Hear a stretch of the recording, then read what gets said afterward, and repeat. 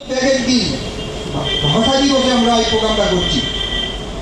সেই শহীদদের প্রতি আমার বিনত সম্মান আমি জানাই, তাদের উদ্দেশ্যে সম্মান জানাই।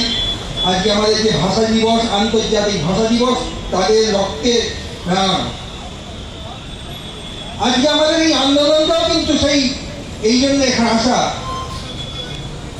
দিনটা পারস্পরিক মিলে গেছে। আমরা আমাদের দাবির জন্য আজকে লড়াইটা করছি।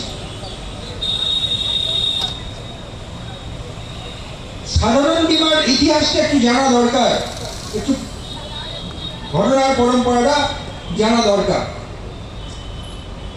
স্বাধীনতার পূর্ব অংশ একটা ছিল 1938 সাল। সেই সময় সীমিত সংখ্যক মানুষের ভেতরে সীমিত সংখ্যক সেক্টরে সাধারণ বীমাটা চালু ছিল।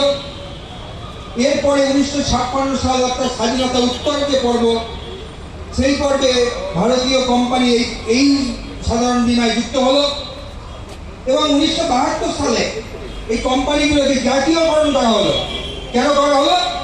সাধারণ মানুষ যাতে কোনোভাবে ক্ষতিগ্রস্ত না হন, তাদের ন্যায্য দাবি দেওয়া যেন সঠিকভাবে পাওয়া যায়।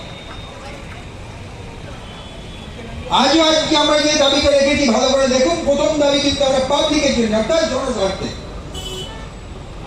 মেডিকেলের প্রিমিয়াম যেটা খুব কমন, একটা সাধারণ মানুষের ওষুধ, খাদ্য এগুলোর সঙ্গে এগুলো দরকার একটা স্বাস্থ্য বিমা।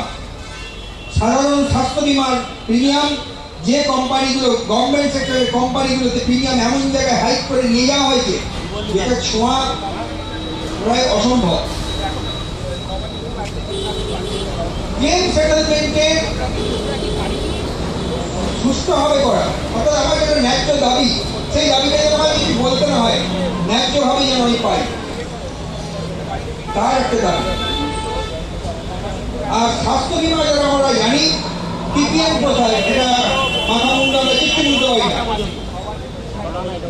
একটা হসপিটালের জন্য, একটা ট্রিটমেন্টের জন্য বিভিন্ন হসপিটালে বিভিন্ন রকম প্যাকেজ, সেই প্যাকেজের ভেতরে আমার মার প্যাকেজের বাইরেও হসপিটালগুলো পয়সা নিয়ে এইগুলো দেখার দায়িত্ব কিন্তু স্বাস্থ্য মন্ত্রকের। তারা যে দেখেন না, চোখটা বুঝে থাকেন, এটার কারণটা আমরা খুব ভালোই জানি। এ প্রসঙ্গে বলতে গেলে আমাদের 1993 সালে মালহোত্রা কমিটির কথা বলতে হয়। সেই সময়